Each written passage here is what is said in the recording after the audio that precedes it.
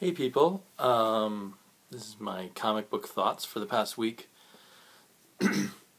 Interestingly, I was kind of going through a phase of picking my four favorite books from the week, and two of the four are not from this week, but they're ones I read this week, so they were my favorites, so I'm going to include them.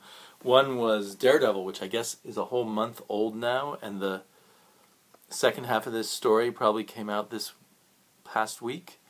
So I'm not sure when my copy will arrive in the mail. I kind of put off reading this for a while just because of all the flood of other books.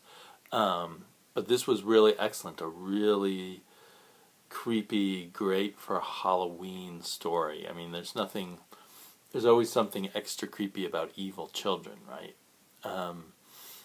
And just the whole way it was structured and put together, you delve deeper and deeper into the creepiness till you get to the last page, and then you really want to see where that creepiness is going to go in the next issue, so I'm really looking forward to that. Chris Samney has some really great art here. New colorist, Matthew Wilson, who's one of my favorite colorists now, does a great job. I think I like him a little bit better than the previous colorist, who I believe has moved on to become a penciler, and he's a very good penciler, Gabriel Rodriguez, or something Rodriguez, so he'll do really well. It's funny, my least favorite Samney art is kind of the daytime bright art. Maybe my least favorite coloring too. But most of the book takes place in a more shadowy world, which is where the art is very satisfying. Yeah, and the return of the Purple Man. I seem to remember him in a Spider-Man team-up book back when I was a kid, drawn by Herb Trimpe. But other than that, I haven't encountered the Purple Man. But it's handled really cool. Old news to almost all of you guys who are reading Daredevil, as well you should. The other older one was Terminal Hero, which is only a week old. I just forgot to buy it, or wasn't in the mood to buy it. It was kind of a the week it came out.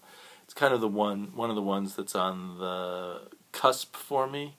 I was probably going to drop it sometime soon, but I loved this issue number 3. It's by Peter Milligan with art by Piotr Kowalski, and this just has the right balance of disturbing stuff and interesting stuff, and you want the hero to be happy, but he takes the place of a dead man who turns out to be a very successful artist, with a loving, very new-agey wife and some kind of nice kids, and so he moves into the guy's life, and it's just, I would like to move into that guy's life. It's just really well done, really well drawn, also very creepy at the same time.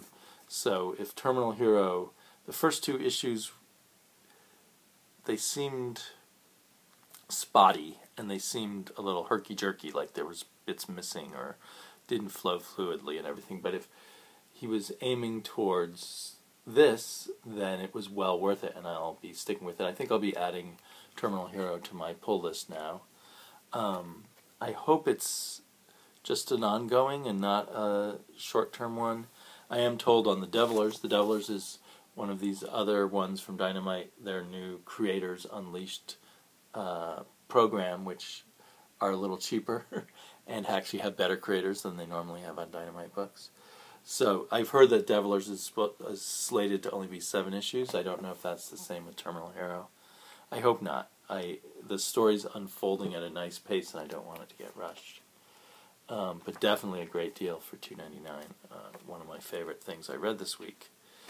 And then 2 books that were actually from this past week's new releases include Future's End, which is just a regular on my list of favorite books every week, because I'm into the whole ongoing story of all the different threads, and for me, each time it hits each thread, it does it really well. we've had one bad issue now out of 24. I believe that was issue 21. Was that the weaker issue? Still worth reading in amongst the rest, but yeah, we get some big Barda and Scott Free. We get some outer space adventure with the whole Frankenstein Agent of Shade group. We get some Superman with Constantine, with some strange villain that I'm now wondering if it's a supernatural based villain because Constantine's involved. This might have been slightly weaker art than the average issue, but still within the framework of the kind of art and the kind of storytelling that we're used to here. Look at the credits. The artist is Jesus Moreno. I feel like I've seen his art before and liked it, but it just seemed a little stiff here. But yeah, every thread has its nice little twists and turns. I'm particularly caught up now in the stuff about Tim Drake, who's going under another name, his girlfriend, who now seems to be hooking up with one of the two guys who is Firestorm. And the two guys from Firestorm don't talk to each other anymore, and they're not becoming Firestorm. At least they haven't for a long time, so I'm really looking forward to seeing how that develops.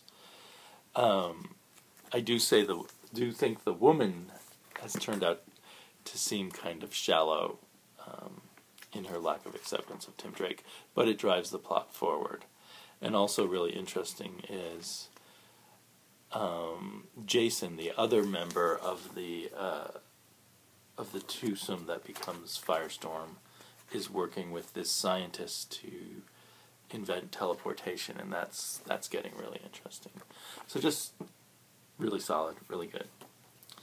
And then maybe my most favorite, it's hard to say which of the four is my most favorite, The Life After really kicked it up a notch somehow, or just by going issue by issue as the story's getting richer. It's wacky and crazy to have a whole story that's just about the afterlife, but that's what this is.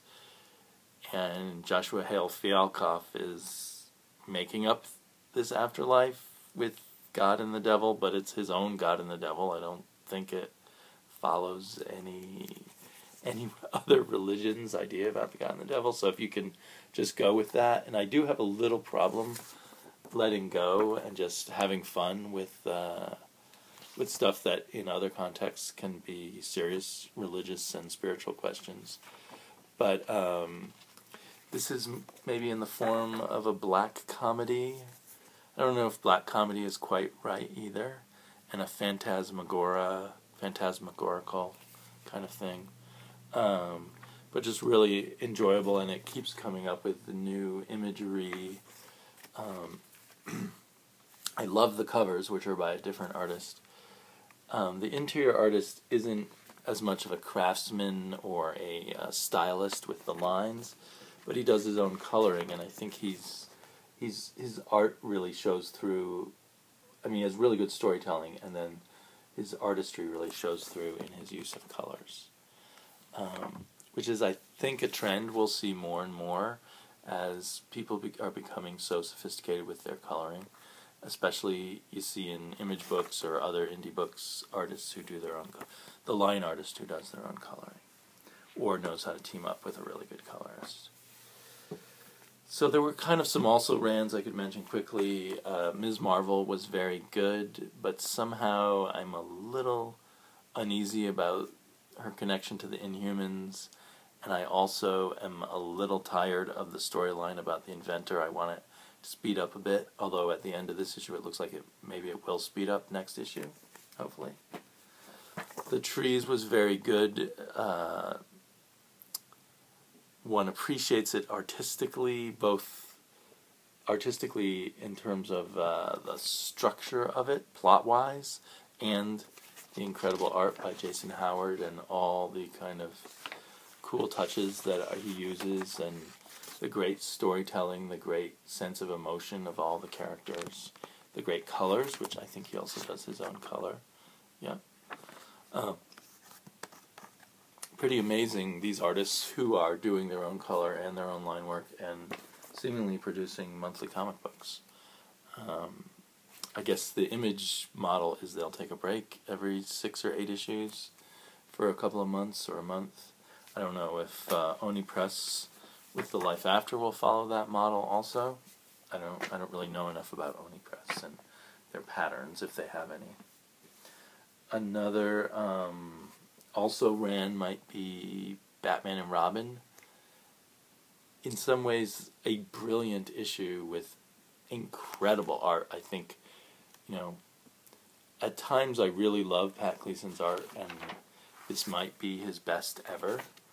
It's hard to fully judge, but there's some just amazing, amazing pages here. Amazing coloring, too, now that I'm looking at who did the coloring. John Kellas?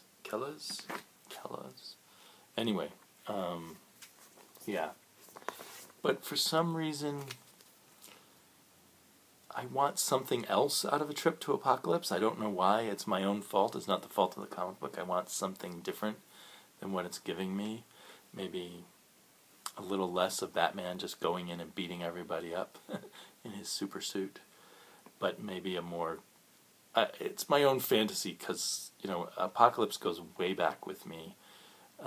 Because, I got little snatches of it from the few Fourth World comics I read as a kid. And I always wanted to know more about Apocalypse. And so I just have my own agenda there that wasn't getting fulfilled. The Devilers was also greatly improved over its 3rd issue. I'll probably keep getting it. I don't think I'll put it on my poll, but I'll judge month by month if I still feel like getting it. So yeah, it's a pretty good week. It wasn't a knock my socks off week. I mean, especially given that some of my favorite books were older ones in judging the week. I'm going to still do a Batman video, but I think Batman Eternal was the weakest comic book I purchased this week. Although, well, Trinity of Sin is in its own category. It's just off in its own pocket universe of J.M.D. Matthias' concept of spirituality. So that's a lot of spiritual, religious books. I don't feel like I am attracted to that kind of book, but I seem to be reading a lot of them, and some of them are my favorites. So anyway, I'll talk to you all later.